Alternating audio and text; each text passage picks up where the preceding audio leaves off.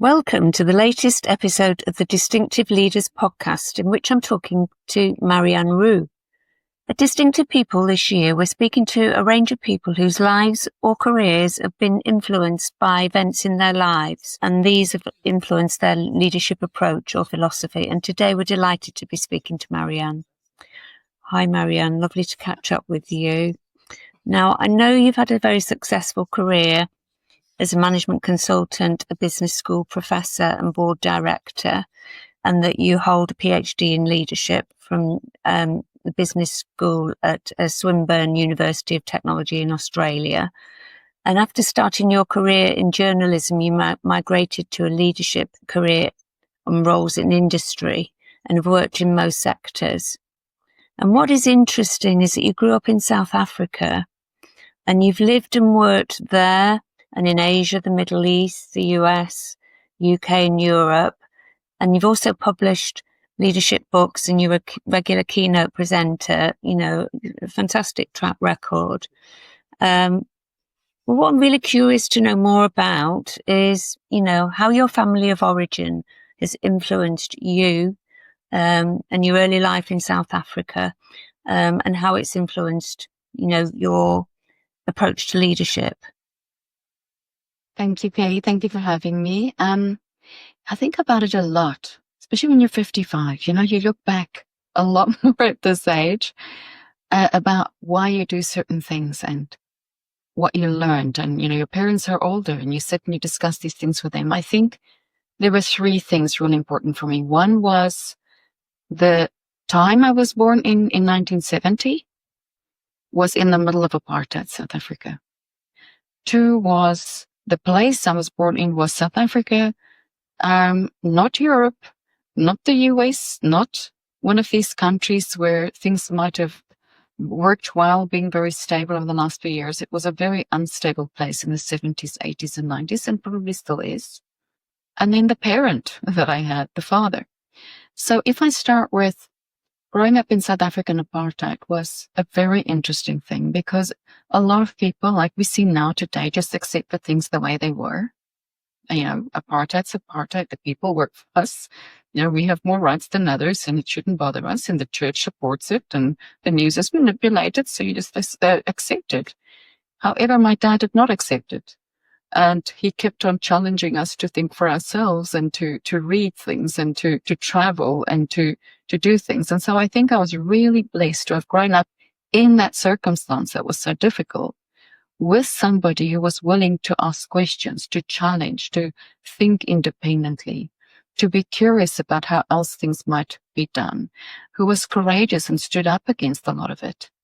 And I think those things influence you deeply. You almost can't not do it. All three of us are like this. All three siblings are people who would probably jump in before we're ready, speak up when somebody needs to have a voice or when something's not right, probably do something even if we don't have the knowledge and just learn as we go. It's just something that think for ourselves.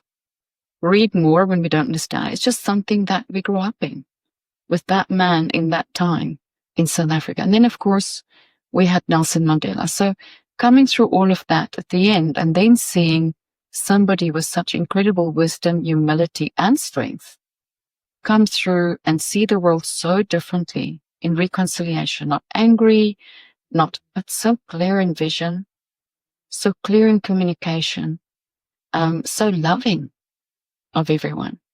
And that was, I think, added so much depth to that, in complexity and uncertainty, in chaos, you can be hopeful and there's always a way. And so I think one of the things you'll see when you meet South Africans is they always believe it can be done and they will do it and they'll do it before they're ready. And they'll learn really fast. So I think that's something that absolutely shaped me, to take on roles early, to take chances early, to move countries, to probably do things other people would have found really uncomfortable, felt for me really normal. Thank you, Marianne. That's a very rich description and vivid image that, you've given there of, sort of the strength in difficult circumstances and the influence of your father. We'd love to hear more about, your leadership practices and mindset, and how would you describe this, given, your early life, and are there some tips there that you think our listeners might find useful?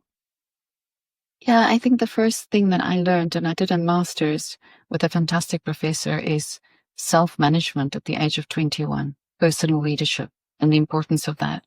I think a lot of people don't learn that.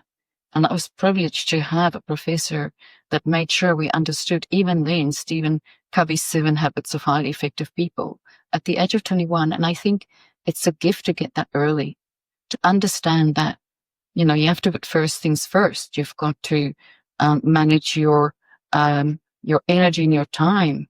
You've got to be curious and learn and have a growth mindset. All those things, those personal practices. And the way I do it very practically is I make sure that I get feedback often and enough from people I really trust.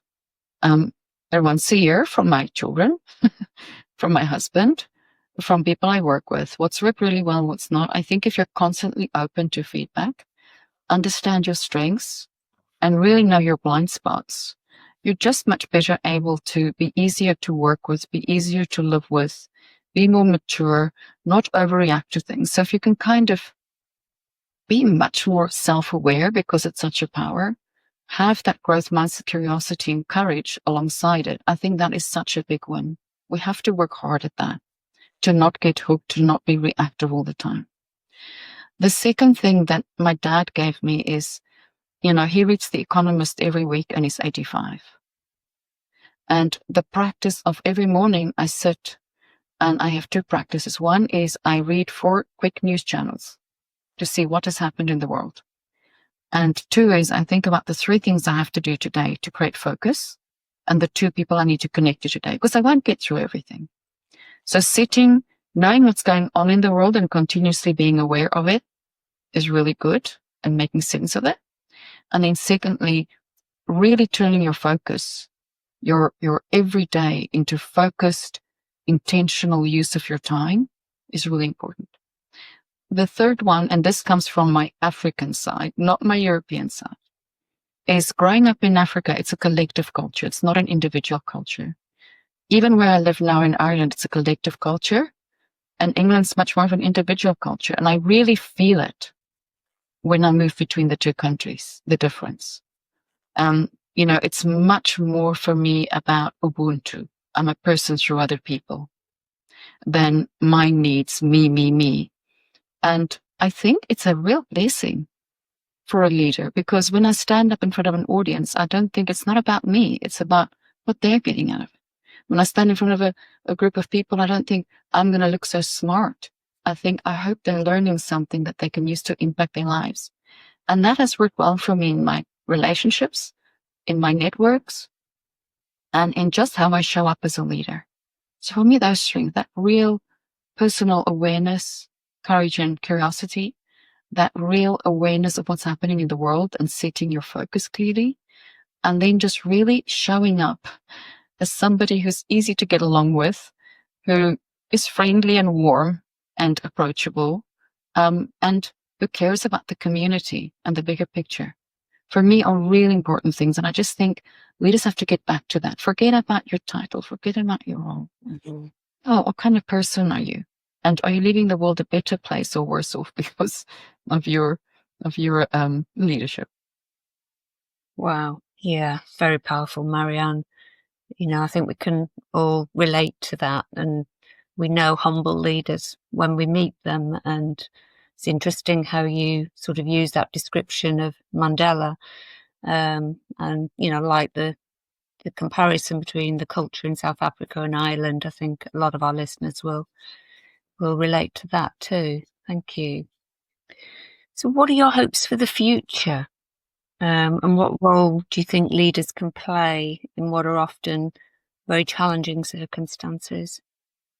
Yeah, I teach future of work, right? So I go around telling people, wow, we've got massive force seismic changes smashing into each other. And then we have tariff bubbles, climate collapse, and so on. And when you listen to that, you just want to climb into bed and hide under your duvet. But for me, I just see opportunity in that. And what my call out is for leaders, because I feel this myself, I've never felt hopeless, never. And it is Mandela's influence. I have never felt hopeless. If you looked at what he faced when he walked out of that prison, it felt extremely hopeless. I know lots of leaders who would have gone into exile or done something else and not faced into that unbelievably complex. So for me, it is think about uncertainty and complexity as positive and not negative. And it's something we call positive uncertainty. And I want you all to go and read about it. It actually comes from H.P. Gellert, a fantastic theorist in decision-making careers. And it's about you have a choice now, don't you? It's the same context and complexity and uncertainty for everybody. Now you have to make a choice. Am I going to thrive or am I going to just survive? And if I'm going to thrive, if I survive, I can let uncertainty immobilize me. And if I'm going to thrive, I can use it as an opportunity. I can use it as an opportunity to think about what do I want, because it creates a lot of opportunity for you to create anything you really want to be. I can think about what do I know and what do I not know. And I can really add some interesting things to what I know.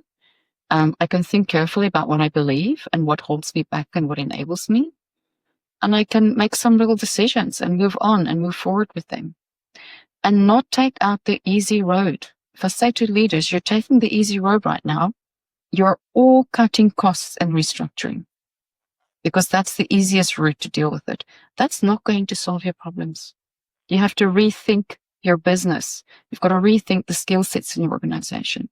Don't shy away from these things and go for the little short-term solutions, even for you as an individual.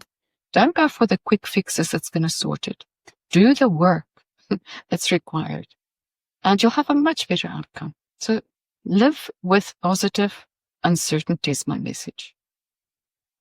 Wonderful, Marianne. Thank you. I'm sure people are going to go off and investigate and research positive uncertainty. And that's a good note to end on. So thank you very much for meeting with me today. And thanks very much, to all our listeners.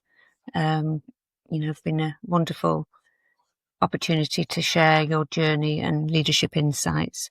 So for further information, do contact us and watch out for our next podcast shortly.